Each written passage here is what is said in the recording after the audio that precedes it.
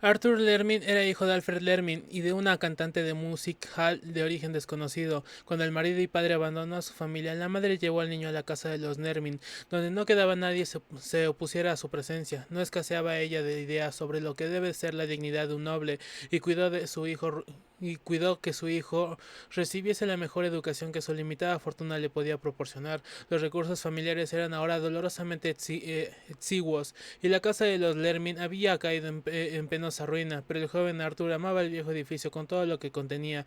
A diferencia de los Lermin anteriores, era poeta y soñador. Algunos de las familias de la vecindad que había oído contar historias sobre la invisible esposa portuguesa de Wade Lermin, afirmaban que estas aficiones suyas revelaban su sangre latina, pero la mayoría de las personas se burlaban de su sensibilidad ante la belleza, atribuyéndola a su madre cantante, a la que no había admitido socialmente. La delicadeza poeta de Arthur Lermin era mucho más notable si se tenía en cuenta su tosco aspecto personal. La mayoría de los Lermin había tenido una pinta sutilmente extraña y repelente, pero el caso de Arthur era asombroso. Es difícil decir con precisión a qué se parecía, no obstante su expresión, su ángulo facial y la longitud de sus brazos producían una viva repugnancia en quienes lo veían por primera vez.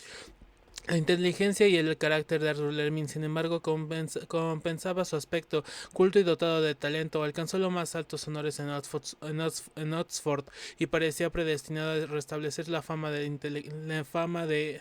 intelectual a la familia, aunque de temperamento más poético que científico. Planeaba continuar la obra de sus antepasados en arqueología y etnología africanas, utilizando la prodigiosa aunque extraña colección de Whiteley, llevado de su mentalidad imaginativa, y pensaba a menudo en la civilización prehistórica en la que el explorador loco había creído absolutamente, e hilaba relato tras relato en torno a la silenciosa ciudad de la selva, aludida en las últimas y más extravagantes anotaciones, pues las brumosas palabras sobre una atroz y desconocida raza de híbridos de la selva le producían un extraño sentimiento, mezcla de terror y atracción, al especular sobre el posible fundamento de semejante fantasía y tratar de extraer alguna luz de los jatos recogidos por su bisabuelo y Samuel Seton entre los Onga. En 1911, posteriormente a la muerte de su madre, Arthur Lermin decidió proseguir sus investigaciones hasta el final. Vendió parte de sus propiedades a fin de obtener el dinero necesario, organizó una expedición y zarpó con destino al Congo. Contrató a un grupo de guías con ayuda de las autoridades belgas y pasó un año en las regiones de Onga y Kaliri, donde descubrió muchos más datos de los que él esperaba. Entre los Kaliri había un anciano jefe llamado Mguanu que poseía no solo gran memoria, sino un grado de inteligencia excepcional y un gran interés por las tradiciones antiguas. Este anciano confirmó la historia de Lermin. Aña- había oído, añadiendo su propio relato sobre la ciudad de piedra y los monos blancos, tal como él la había oído contar. Según Meguanu, la ciudad gris y las criaturas híbridas habían desaparecido, aniquiladas por los belicosos Mbagus hacía muchos años. Esta tribu, después de destruir la mayor parte de los edificios y matar a todos los seres vivientes, se había llevado a la diosa disecada, que había sido el objeto de la incursión, la diosa mono, blanca, a la que adoraban los extraños seres, y cuyo cuerpo atribuían las tradiciones del Congo, a la que había reinado como princesa entre ellos. En Guanu no tenía idea del semblante que debieron de tener aquellas criaturas blancas y simiescas, pero estaba convencido de que eran ellas quienes habían construido la ciudad en ruinas.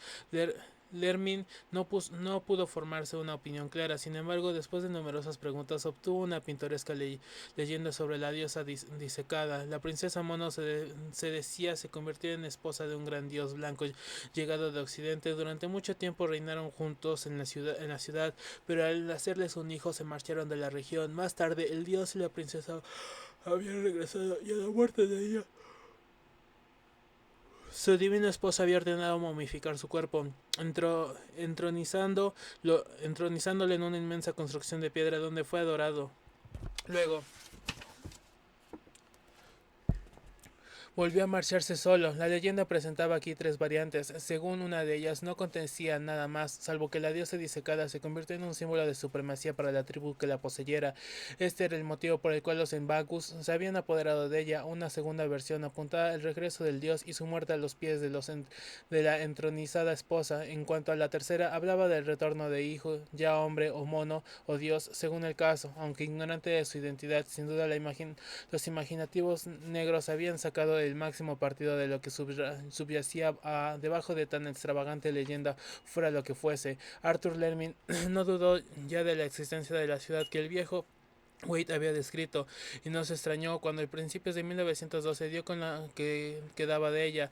Comprobó que se había exagerado sus dimensiones, pero las piedras esparcidas probaban que no se trataban de un simple poblado negro. Por desgracia, no consiguió encontrar representaciones escultóricas y lo exiguo de la expedición impidió emprender el trabajo de despejar el único pedacito visible que parecía concluir a cierto sistema de criptas que Wade mencionaba. Preguntó a todos los jefes nativos de la región acerca de los monos blancos y la diosa momificada, pero fue un europeo quien pudo ampliar los datos que le había proporcionado el viejo Mguanu, un agente belga de una factoría del Congo Bergerian. Creía que podía no solo localizar sino conseguir también la diosa momificada de la que había oído hablar vagamente. Dado que los en otro tiempo poderosos Embagus eran ahora sumisos siervos del gobierno del rey Alberto, y sin mucho esfuerzo podría persuadirlos para que se deshaciesen de la horrenda deidad de la que se había apoderado. Así que cuando Lemin zarpó para Inglaterra lo hizo con la gozosa esperanza de que en espacio de unos meses podría recibir a la inestimable reliquia entonológica que corroboraría la más extravagante de las historias de sus antecesores, que era la más disparatada de cuantas él había oído, pero quizás los campesinos que vivían en la ciudad de la casa de los Lemin había oído historias más extravagantes aún. A Wade, alrededor de las mesas del Knight's Head, Arthur Lemin guardó pacientemente la esperada caja de Emberkaren, estudiando entre tanto con creciente interés los manuscritos dejados por su loco antepasado. Empezaba a sentirse cada vez más identificado con Wade y buscaba rastros de su vida personal en Inglaterra, así como de sus hazañas africanas. Los relatos orales sobre la misteriosa y recluida esposa eran numerosos, pero no quedaba ninguna prueba palpable de su estancia en la mansión de Lermin. Lermin se preguntaba qué circunstancias pudieron propiciar o permitir semejante desaparición, y supuso que la principal debió de ser la enajenación mental del marido. Recordaba que decía que la madre de su tatarabuelo fue hija de un comerciante portugués establecido en África. Indudablemente el sentido práctico heredado de su padre y su conocimiento superficial del continente negro lo había movido a burlarse de la historia que contaba Wade sobre el interior, y eso era algo que un hombre como él no debía de olvidar. Ella había muerto en África, a donde sin duda su marido la llevó a la fuerza, decidido a probar lo que decía, pero cada vez que Lermin se sumía a estas reflexiones no podía por menos de sonreír ante su insignificancia. Siglo y medio después de la muerte de sus extraños antecesores, en junio de 1913, le llegó una carta de M. Bajeran en la que notificaba que había encontrado la diosa disecada. Se trataba, decía del Vega, de un objeto de lo más extraordinario, un objeto imposible de clasificar por un profano. Solo un científico podría determinar si se trataba de un simio o de un ser humano, y aún así su clasificación sería muy difícil dado su estado de deterioro. El tiempo y el clima del Congo no son favorables para las momias, especialmente cuando consisten en preparaciones de aficionados. Cuando parecía suceder en este caso, alrededor del cuello de la criatura se había encontrado una cadena de oro que sostenía un relicario vacío con adornos nobiliarios.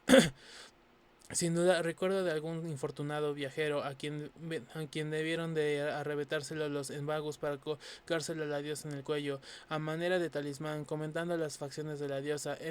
M. Bergaren hacía una fantástica comparación, o más bien aludía con humor a lo mucho que iba a sorprender a su corresponsal, pero estaba demasiado interesado científicamente para extenderse en trivialidades.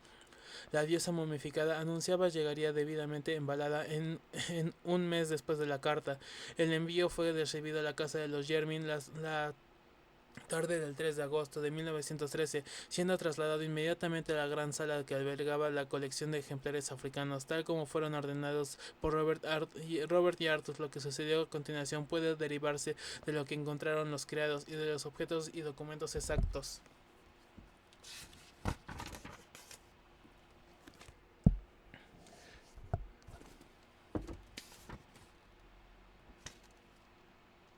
Documentos examinados después. De las diversas versiones, la del mayordomo de la familia del anciano Soames a la más amplia y coherente. Según este fiel servidor, Arthur ordenó que se retirase todo el mundo de la habitación antes de abrir la caja, aunque el inmediato ruido del martillo y el escoplo indicaron que no había resuelto prórroga la tarea. Durante un rato no se escuchó nada más. Soames no había precisar cuánto tiempo, pero menos de un cuarto de hora después, desde luego, oyó un horrible alarido cuya voz pertenecía inequívocamente a Lermin. Acto seguido salió Lermin de la estancia y echó a correr como un loco en dirección a la entrada, como perseguido por algún espantoso enemigo. La expresión de su rostro, un rostro bastante horrible ya de por sí, era indescriptible. Al llegar a la puerta pareció ocurrírsele una idea, dio media vuelta y echó a correr, desapareció finalmente por las escaleras del sótano. Los criados se quedaron en lo alto mirando atónitos, pero el señor no regresó. Les llegó, eso sí, un olor a petróleo. Ya de noche acucharon el ruido de la puerta que comunicaba el sótano con el patio, y el mozo de cuadro vio salir furtivamente a Arthur Hermin, todo reluciente de petróleo, y desaparecer hacia el negro páramo que rodeaba la casa. Luego, en una exaltación de supremo horror, presenciaron todos el final. Surgió una chispa en el páramo, se elevó una llama y una columna de fuego humano alcanzó los cielos. El linaje de los Lermin había dejado de existir.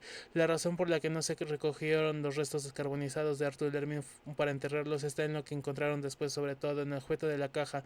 La diosa disecada constituía una versión nauseabunda, arrugada y consumida, pero era claramente un mono blanco momificado, de especie desconocida, menos peludo que ninguna de las variedades registradas e infinitamente más próximo al ser humano, asombrosamente próximo. Su descripción detallada resultaría sumamente desagradable, pero hay dos detalles que merecían referirse, ya que encaja terriblemente con ciertas notas de Wade Jermin sobre las expediciones africanas y con las leyendas congoleñas sobre el dios blanco y la princesa mono. Los dos detalles en cuestión son estos: las armas nobiliarias del relicario de oro que dicha criatura lleva en el cuello eran la de los Lermin, y la jocosa alusión de M. Barnstein a cierto parecido que le rodeaba del delgado rostro se ajustaban con vívido, espantoso e intenso horror, nada menos que al del sensible Arthur Lermin, hijo de tataranieto de Wade Querlin y de su desconocida esposa. Los miembros del Real Instituto de Antropología quemaron aquel ser, arrojaron el relicario a un pozo, y algunos de ellos niegan que Arthur Lermin haya existido jamás. Era un mestizo.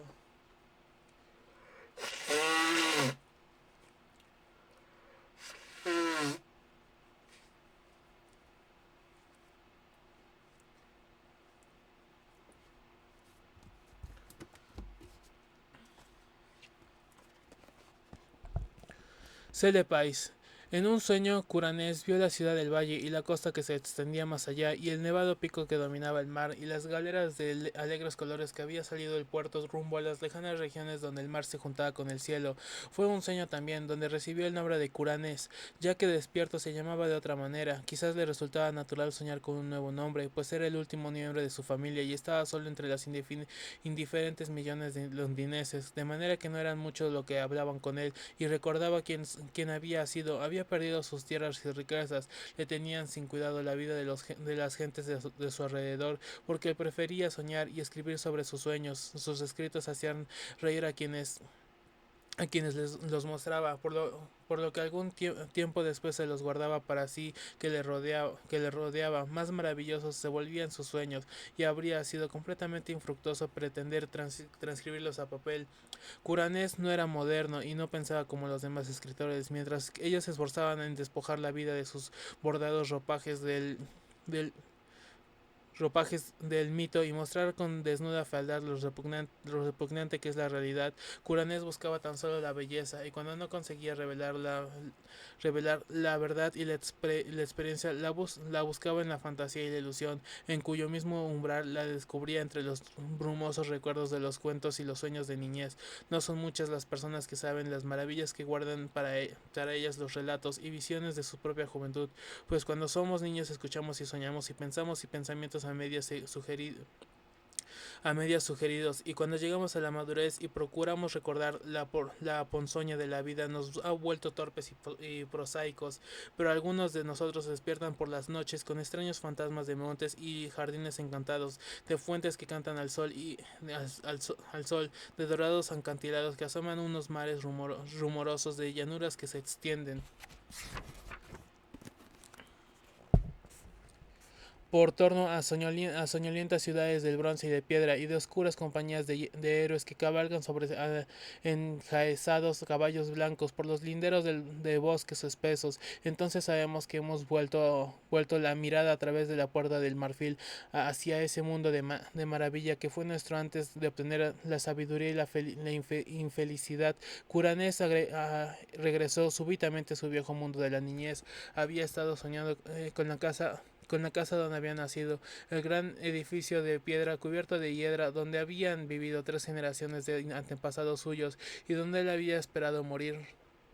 Resplandecía la luna y Curanés había salido sigilosamente a la fragante noche de verano. Atravesó los jardines, descendió por las terrazas, dejó atrás los grandes robles del parque y recorrió el largo camino que conducía al pueblo. El pueblo parecía muy viejo, tenía un borde mordido como la luna que ha empezado a menguar, y Curanés se preguntó si los tejados puntiagudos de las castinas encubrieron el sueño o la muerte. En las calles había tallos de larga hierba, y los cristales de las ventanas de uno a otro lado estaban rotos o miraban ciegamente. Curanés no se paró, sino que prosiguió su camino y trabajosamente como llamado hacia algún objetivo. No se atrevió a desobedecer este impulso por temor a que resultase una ilusión, como las solicitudes y respiraciones de la vida vil, que no producen a objetivo ninguno. Luego se sintió fascinado por un callejón que salía de la calle del pueblo en dirección a los acantilados del canal, y llegó al final de todo, al precipicio y abismo donde el pueblo y el mundo caían súbitamente a un vacío infinito,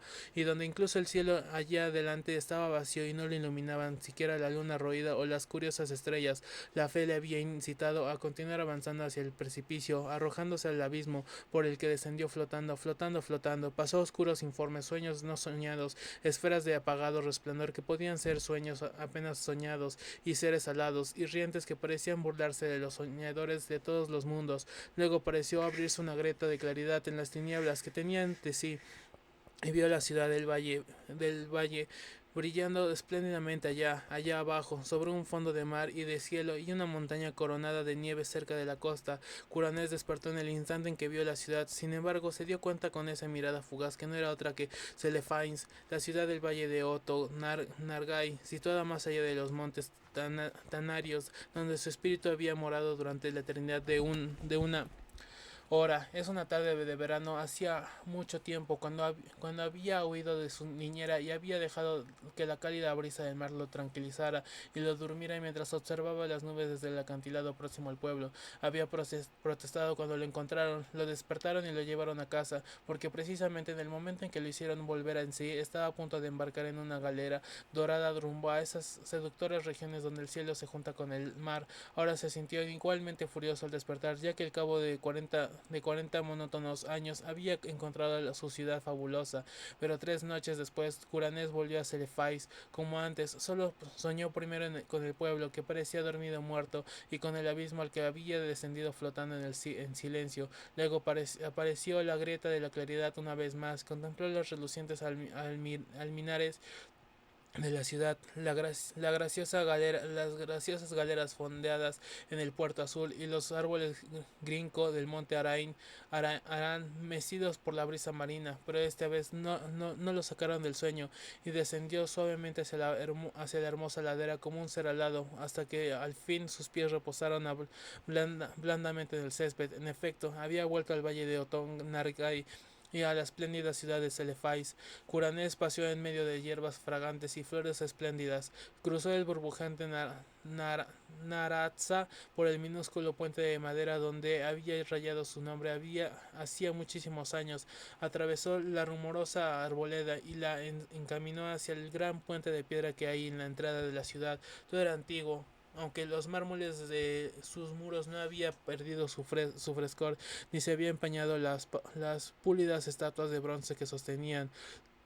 Y Curanés vio que no tenía por qué temer que hubiesen desaparecido las cosas en él que él conocía, porque hasta los centinelas de las murallas eran los mismos, y tan jóvenes como él los recordaba. Cuando entró a la ciudad, cruzó las puertas de bronce y pisó el pavimento de Onis.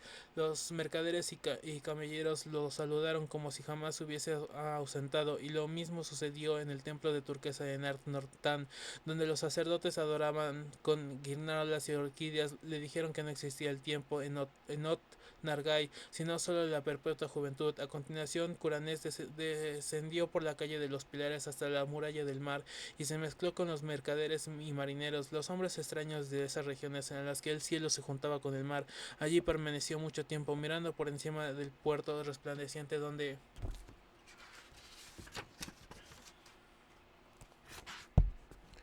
las ondulaciones del agua resplandecían bajo el sol desconocido y donde se mecían fondeadas las galeras de lejanos lugares, y contempló también el monte Arán que se levantaba majestuoso donde la orilla con sus verdes laderas cubiertas de árboles cimbreantes y con su blanca cima rozando el cielo. Más que nunca deseó Curanés zarpar en una galera hacia lejanos lugares de los que tantas historias extrañas había oído, así que buscó nuevamente el capitán en otro tiempo había consentido en llevarlo. Encontró al hombre, a Tit, sentado en el mismo cofre de especies en las que viera el pasado. A Tit no pareció tener conciencia del tiempo transcurrido. Luego fueron los dos en bote a una galera del puerto, dio órdenes a los remeros y salieron al mar Crenerio, que Crenerio, que llega hasta el cielo. Durante varios días se deslizaron por las aguas ondulantes hasta que al fin llegaron al horizonte, donde el mar se junta con el cielo. No se detuvo aquí la galera, sino que siguió navegando ágilmente por el cielo azul entre vellones de nube teñidos de rosa, y muy por debajo de la quilla curanesa divisó extrañas tierras, ríos y circundades de incomparable belleza, tendidas indolentemente a un sol que no parecía disminuir ni desaparecer jamás.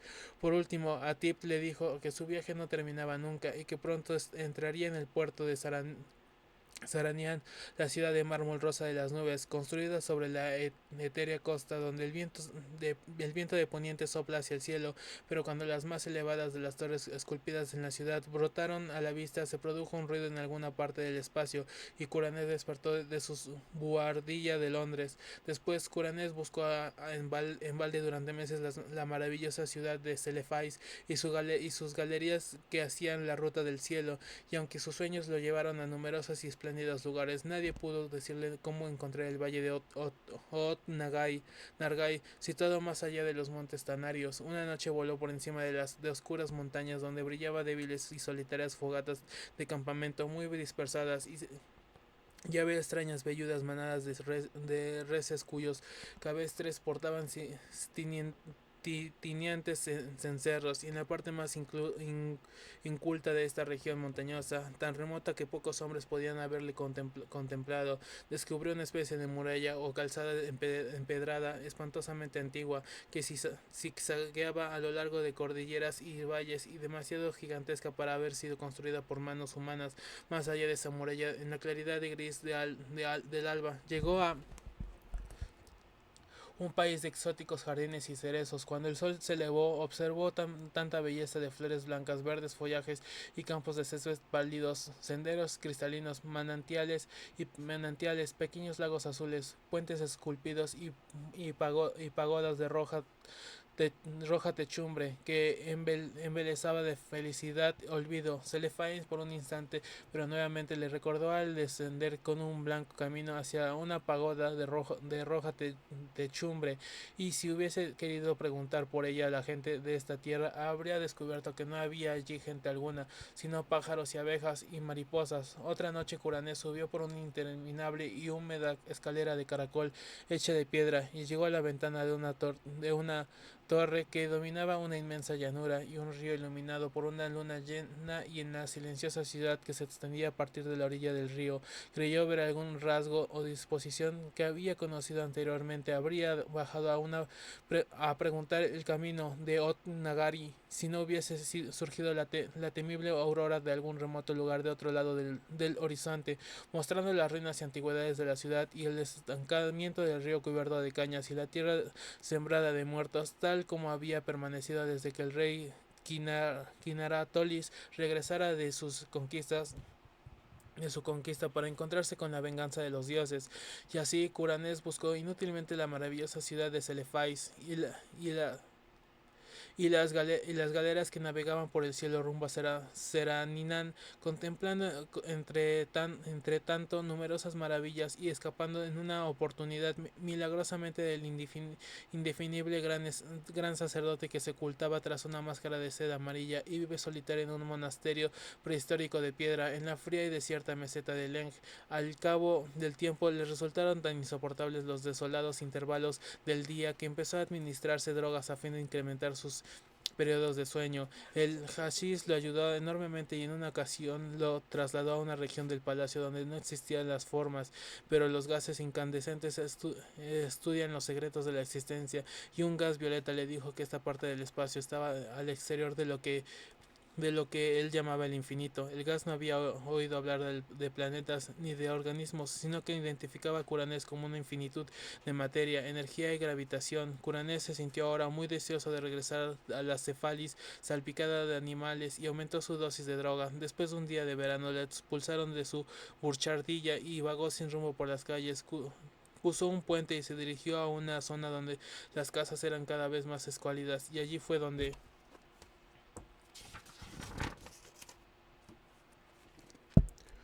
culminó su realización y encontró el cortejo de caballeros que venían de Cefalís para llevarlo allí para siempre. Hermosos eran los caballeros, montados sobre caballos ruanos y arabiados con relucientes armaduras, y cuyos tabardos tenían bordados extraños blasones con hilo de oro. Eran tantos que Curanés casi los confundió con un ejército, aunque había sido enviados en su honor, porque era él quien había creado Oot Nagari en sus sueños, razón por el cual iba a ser nombrado ahora su dios supremo. A continuación dieron a Curanés un caballo y lo colocaron a la cabeza de la comitiva, y emprendieron la marcha majestuosa por las campiñas de su rey, hacia la región donde Curanés y sus antepasados habían nacido. Era muy extraño, pero mientras cabalgaban parecían que retrocedían en el tiempo, pues cada vez que cruzaban un pueblo en el crepúsculo veían a sus vecinos y sus casas como Chaucer y sus predecesores les vieron, y hasta se cruzaban a veces con algún caballero con un pequeño grupo de seguidores. Al aproximarse la noche marcharon más deprisa y no tardaron en galopar tan prodigiosamente como si volaran en el aire. Cuando empezaba a alborear, llegaron a un pueblo de Curanés había visto bullente y de excitación en su niñez. Dormido o muerto durante sus sueños, ahora estaba vivo, y los madrugadores aldeanos realizaron una reverencia al paso de los jinetes, calle abajo, entre el resonar de los cascos, que luego desaparecieron por el callejón que termina en el abismo de los sueños. Curanés se había precipitado en ese abismo de noche solamente y se preguntaba cómo sería de día, así que miró con ansiedad cuando la columna empezó a acercarse al borde, y mientras galopaba cuesta arriba hacia el precipicio, una luz radiante y dorada brotó de occidente y visitó el paisaje con refulgentes ropajes. El abismo era un caos hirviente de rosáceo y cerúleo esplendor. Unas voces invisibles cantaban gozosas mientras el séquito de caballeros soltaba el vacío y descendía flotando graciosamente a través de las nubes luminosas, y los plateados centelleos continuaban flotando interminablemente. Los jinetes y sus corceles pateaban el éter como si galopasen sobre doradas arenas. Luego los encendidos vapores se abrieron para revelar un resplandor aún más grande, el resplandor de la ciudad de Celefais en la costa, más allá y el pico, más, más allá y el gran más allá y el pico que subyugaba el mar, las galeras de vivos colores que zarpan del puerto rumbo a lejanas regiones donde el cielo se junta con el mar, y Curanes reinó en Nagari y todas las regiones vecinas de los sueños, y tuvo un corte alternativamente en Celefais y en la Serania formada de nubes, y aún reina allí, y reinará feliz para siempre, aunque al pie de los acantilados de Eastmouth las corrientes del canal jugaban con el cuerpo de un vagabundo que había cruzado el semidesierto al amanecer.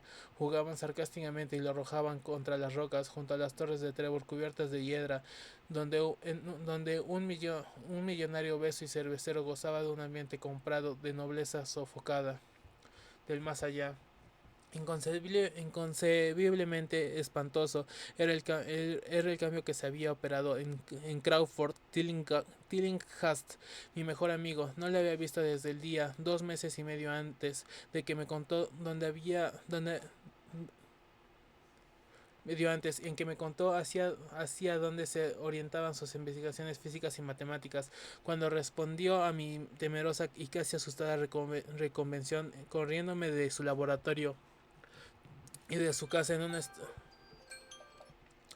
un estallido de fanática ira. Supe que en adelante permanecería la mayor parte de su tiempo encerrado en el laboratorio del Ártico, con aquella maldita máquina eléctrica, comiendo poco y prohibiendo la entrada incluso a los criados, pero no creí que un breve periodo de 10 semanas pudiera alterar de esa manera a una criatura humana.